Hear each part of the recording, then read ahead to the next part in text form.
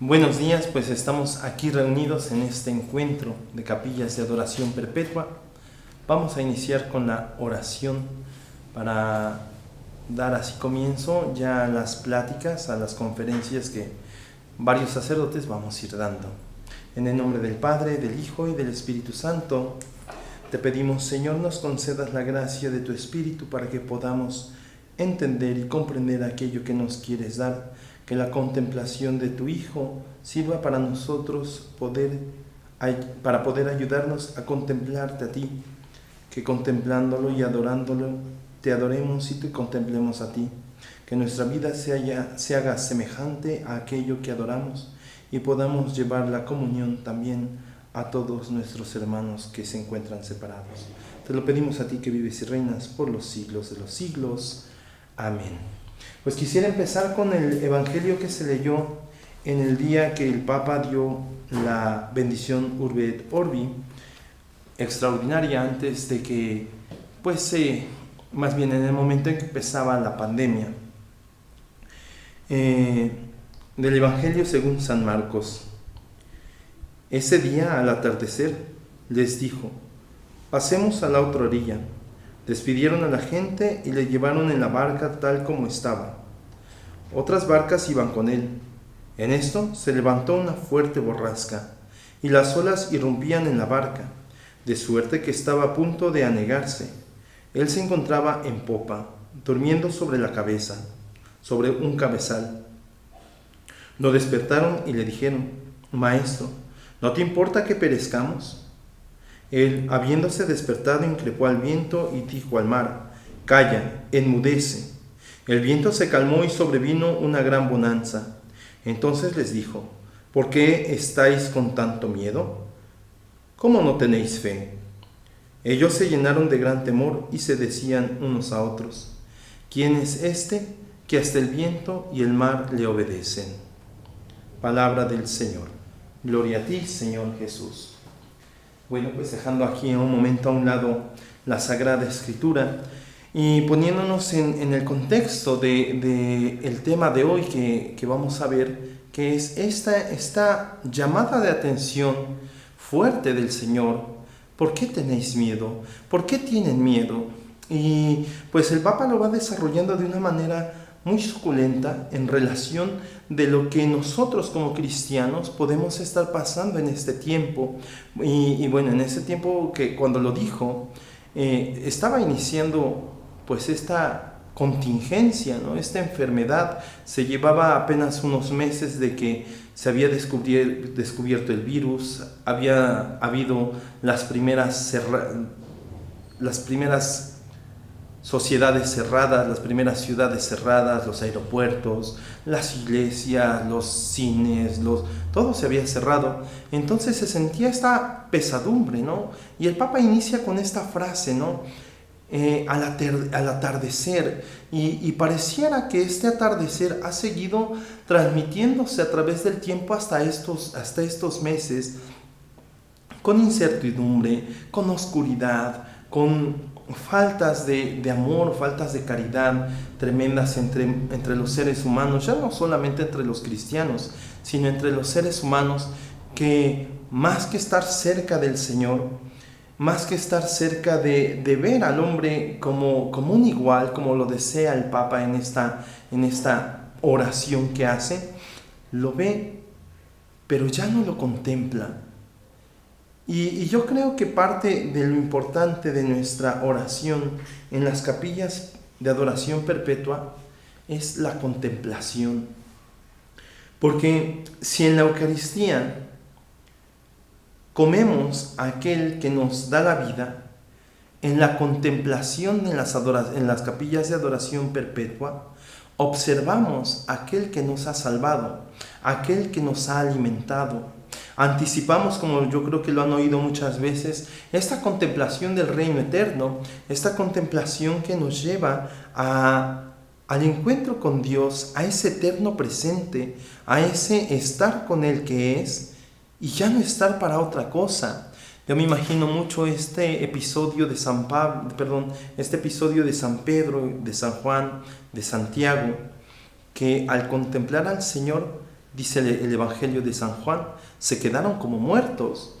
Y es el Señor que los toca y los reanima, les dice, levántense, ¿no? Hay que bajar. Y esta contemplación que hacemos en las capillas de adoración perpetua es ese encuentro con Dios, esa manifestación gloriosa de la transfiguración, ya no del ser humano, nuestro Señor Jesucristo, corporal, a ese Señor Jesucristo divino, reluciente, sino de nuestro Señor Jesucristo, palabra hecha carne, a la forma consagrada del pan, al pan horneado, a ese pan que da la vida. Y es llevar nuestra mente a lo que dice San Juan y que dice que dice San Pedro: Señor, qué bueno es estar aquí.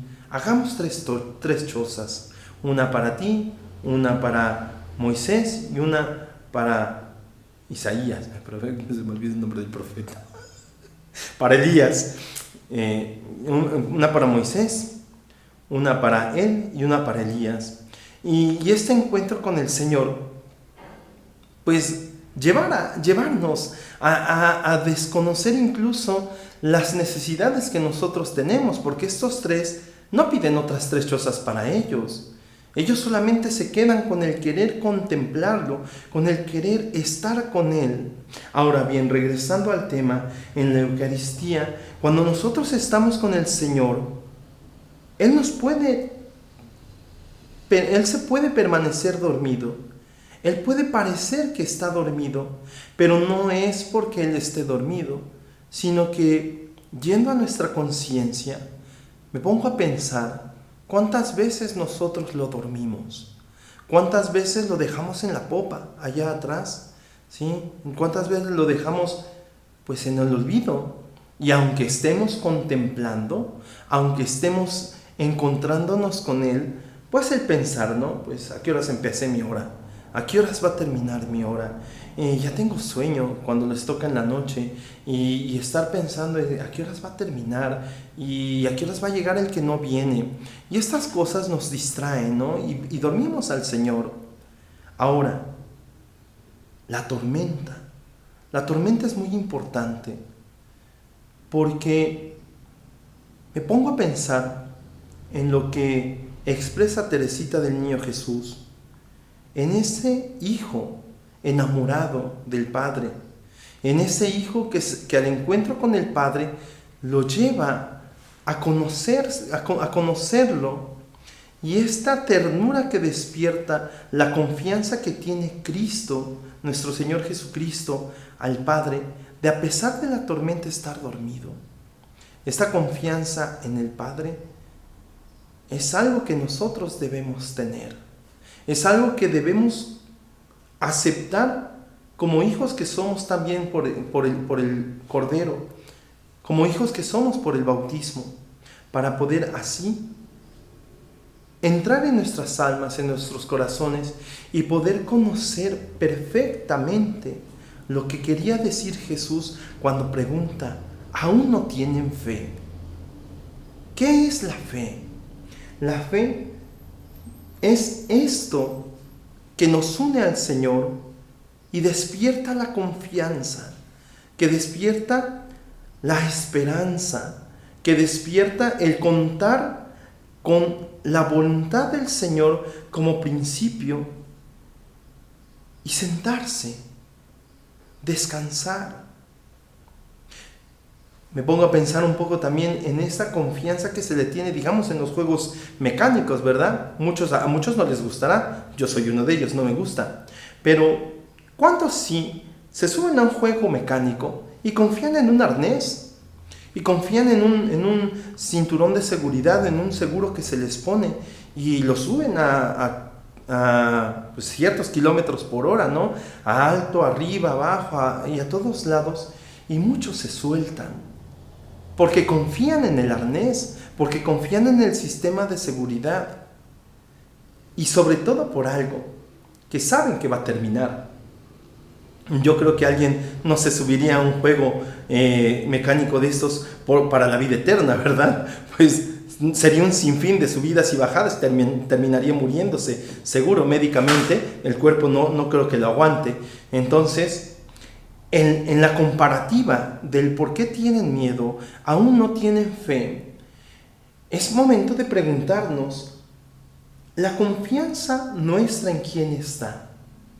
Sí, estamos en enfermedad, estamos en pandemia, estamos con inseguridad económica, estamos con inseguridad de qué pasará mañana, no sabemos si nos vamos a contagiar, si vamos a dejar de ver a un ser querido, o si no ya lo hemos dejado de ver, ¿verdad? Y no sabemos nada. Es esta inseguridad que nos lleva a decirle a Jesús, hey Señor, despierta, hey Señor, estate conmigo, no te vayas sin mí. Y yo creo que en este momento, donde ya hemos avanzado varios meses, vale la pena recalcar una de las cosas que decía el Papa en este mensaje de la bendición Urbi et Orbi extraordinaria antes de la Semana Santa. No tienen fe. El dolor a la vida, el dolor de la pérdida de la vida. Y este dolor de la pérdida de la vida no solamente es la vida física, no solamente es la vida material, sino este dolor de la pérdida de la vida también está unida a la pérdida del valor del dolor. ¿Cuántas veces nosotros estamos acostumbrándonos a no tener dolor, a no sufrir, a no padecer? Incluso transmitimos este sentir hacia las distintas cosas. Por ejemplo, los animales, ¿no? Los animalistas, los que están en estos movimientos, ¿qué es lo que anteponen primero, antes de empezar a combatir con sus palabras, antes de empezar a combatir con sus ideas? Siempre ponen, es que los animales sufren, es que a los animales les duele, es que los animales esto, los animales lo otro. ¿Y realmente los animales sufren? Pues sí, realmente los animales sufren porque son seres vivientes. Pero en el fondo, ¿qué es lo que hay? En el fondo hay mucho egoísmo. Hay un egoísmo, podríamos decir, que nubla nuestra vista y nos hace incapaces de poder ver el verdadero sufrimiento, el verdadero dolor, que no es más que este dolor del egoísmo, este dolor de que no se pueda hacer como yo quiera, como yo lo necesite, y exageramos cosas que apaciguan aparentemente las cuestiones reales. Por ejemplo, el sufrimiento de los hombres, el sufrimiento de las personas que pasan hambre. Simplemente basta darnos una vuelta por las calles de nuestra ciudad y darnos de topes, yo creo, al ver tantos niños en el peligro de la carretera. A cuántas personas en el peligro de no tener que comer o de estar comiendo en ese lugar tan insano. Y yo no sé si nos preguntamos todos, ¿qué podemos hacer por ellos? Sí, puedo estar contemplando a Dios, puedo estar orando a Dios, pero mi acción como cristiano, ¿qué es lo que me está llevando a hacer? Esta pérdida de la vida, esta pérdida del sentido del sufrimiento, esta pérdida del sentido del sacrificio, yo creo que mucho esta frase que nos dice el Señor: ¿por qué tienen miedo? ¿A qué le tenemos miedo? ¿Al dolor? Dice San Pablo, ¿por qué le temes al dolor? ¿A qué hay que temerle? ¿Al dolor? ¿A la espada? ¿A la persecución? Si yo estoy con Dios, nadie puede estar conmigo. Si yo abrazo a Dios, nadie puede estar en contra mía. Incluso aquel que me puede castigar, incluso aquel que me puede condenar, no lo hace. Entonces, ¿a qué le tememos? Esa es una grave pregunta que nos hace el Señor. ¿Por qué tienen miedo? ¿Acaso hemos perdido el sentido de la fe? ¿Acaso hemos perdido el sentido de la cruz? El Señor Jesús nos hace libres. El Señor Jesús nos purifica. El Señor Jesús nos sana y nos salva a través de la cruz. Pero esa cruz no fue estar cargando un algodón. No fue estar cargando un caramelo. Fue estar cargando un madero. Y durante un cierto tiempo, ya desangrado. Fueron unos golpes. Fueron cosas que Él se entregó por amor. Él se entregó porque sabía que era lo que tenía que pasar. Las injusticias, las inclemencias, las cosas que nos rodean, cuando son reclamadas, el mal ataca y quiere amedrentar, quiere lastimar, quiere herir, quiere disminuir. Pero entonces ahí es como nosotros como cristianos debemos fortalecer nuestra esperanza, reponernos en Jesús. Este reproche que nos da el Señor, ponérnoslo ahora en cierta manera a nosotros mismos con respecto de lo que vivimos. La adoración es buena, estar con el Señor es bueno. Y no quisiera estar atacando sus conciencias, ¿verdad? Espero que no sea así. Pero cuando nosotros estamos ante el Señor, ¿cómo estamos ante Él? ¿Reprochamos?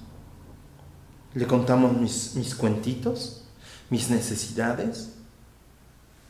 ¿O hablo sobre estas personas que sufren? ¿O hablo por estas dificultades que estamos viviendo en el país, con el gobierno que tenemos?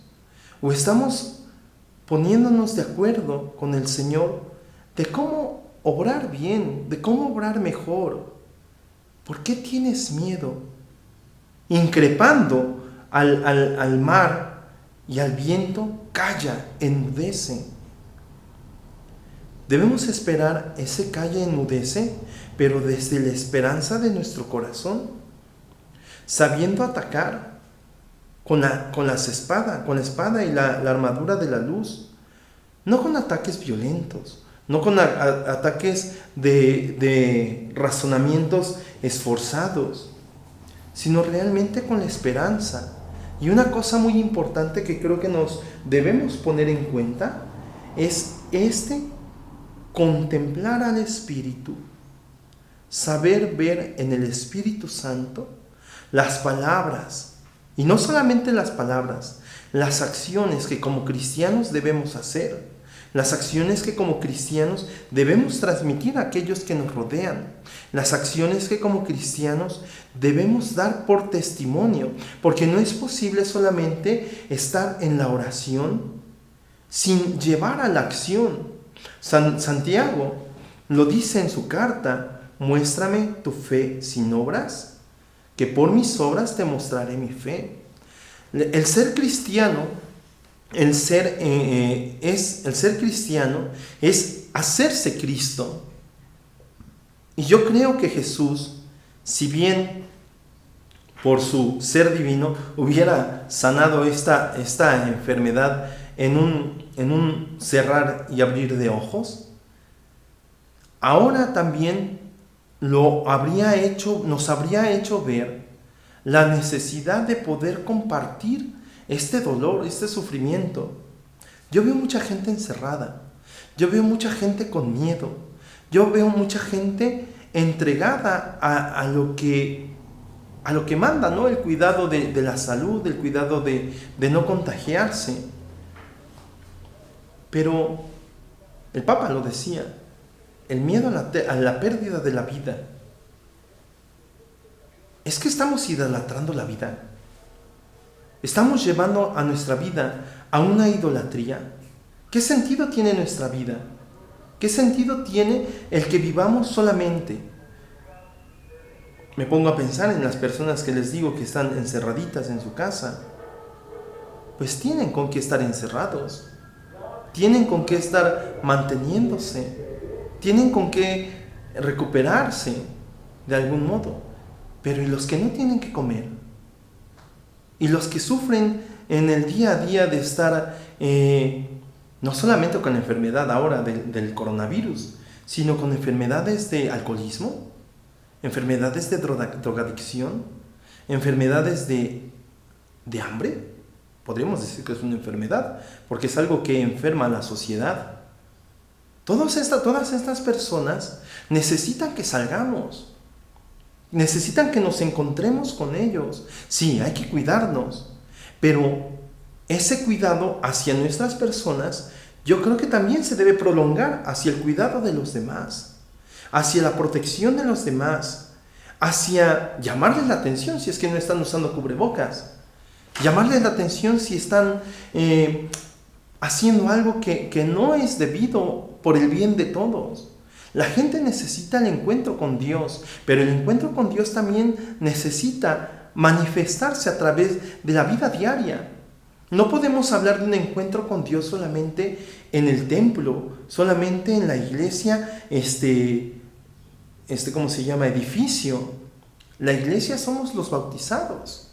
Y es lo que nosotros como cristianos, quienes debemos salir sin miedo a la popa, sin miedo a estar en el lugar que más rápido se puede hundir del barco, sin miedo a la tormenta, y levantarnos como Jesús e increpar al mar y al viento con nuestras obras, con nuestra vida, con nuestra oración, y hacer de nuestras obras, nuestra vida, nuestra oración un caminar diario en donde nos encontremos.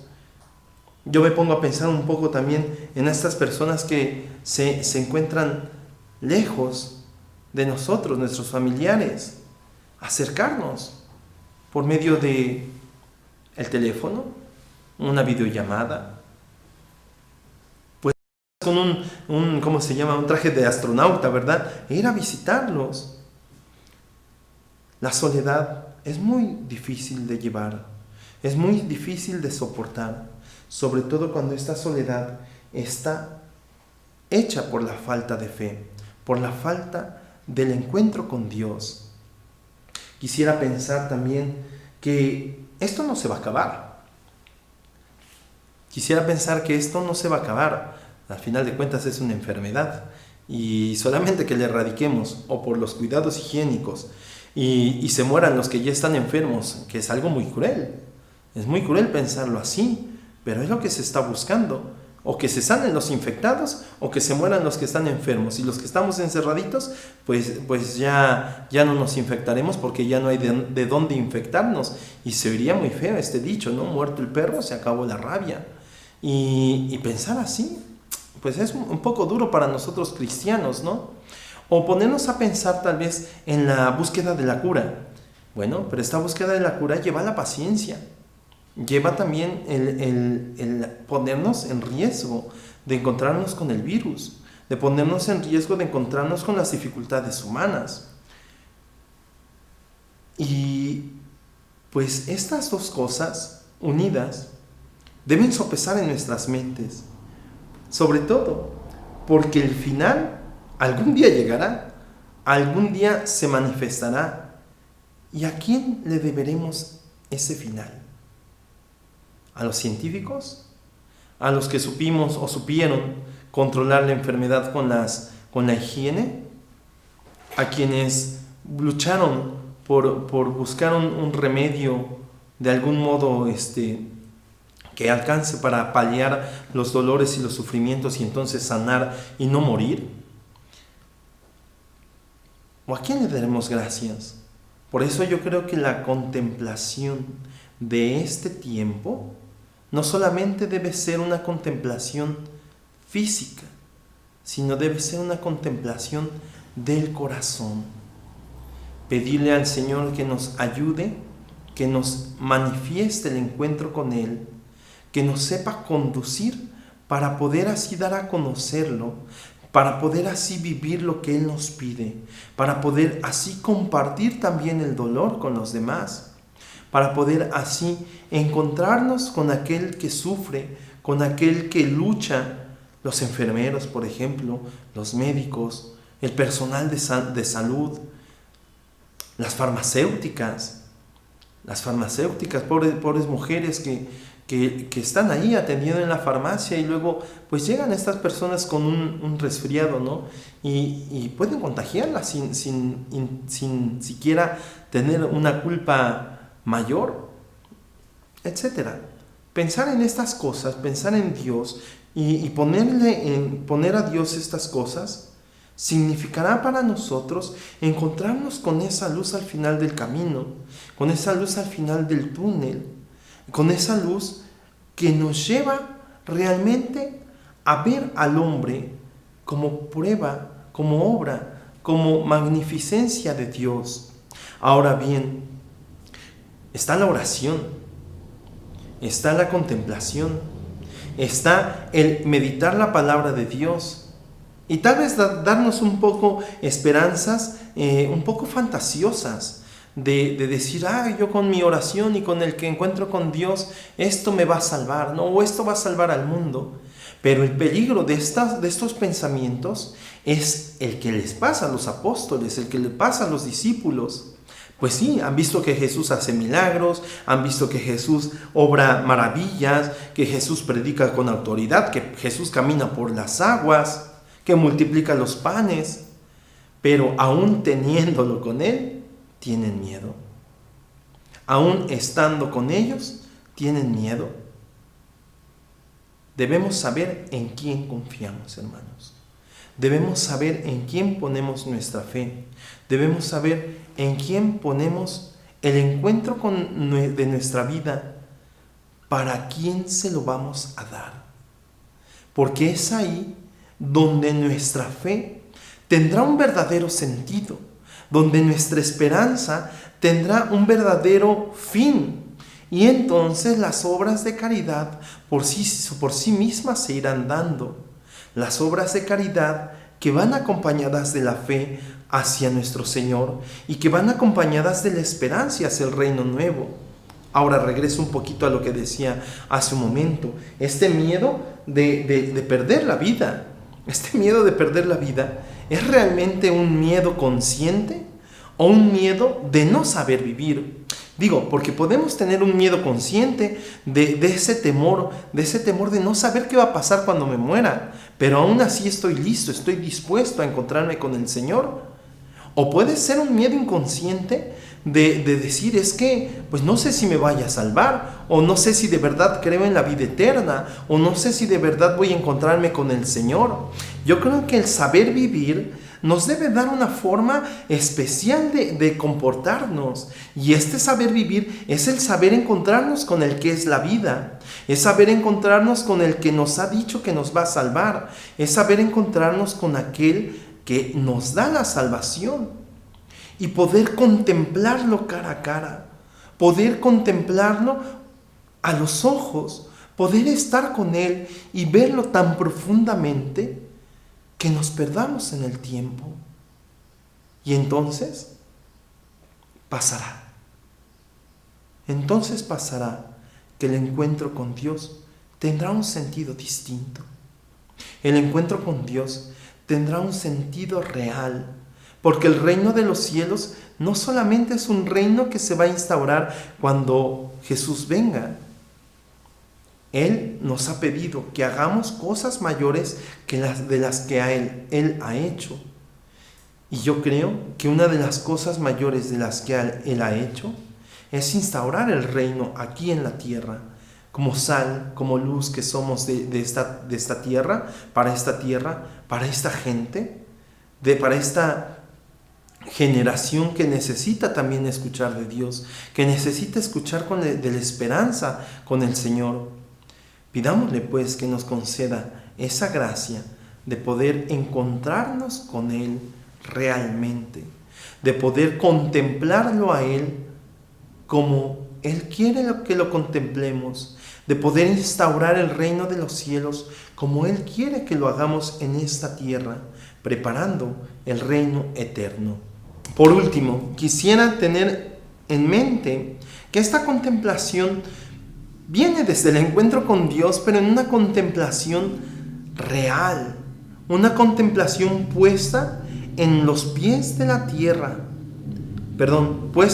poniendo los pies sobre la tierra y sabiéndolo contemplar desde su palabra, saberlo contemplar desde lo que Él ha hecho, porque cuando contemplamos lo que Él ha hecho y lo que nosotros hemos hecho con su obra, si ponemos realmente nuestra mente puesta en el corazón de Dios, nos damos cuenta que debemos corregir muchas cosas.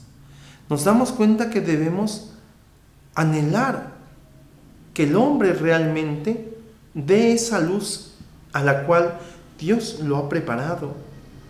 Que nosotros como seres humanos realmente demos la proyección del Génesis. Miren que les entrego todo. Cultiven la tierra, ¿sí? Sean dueños de los animales, amos de los animales, sean protectores de la tierra, de todo lo que les he dado, ¿sí?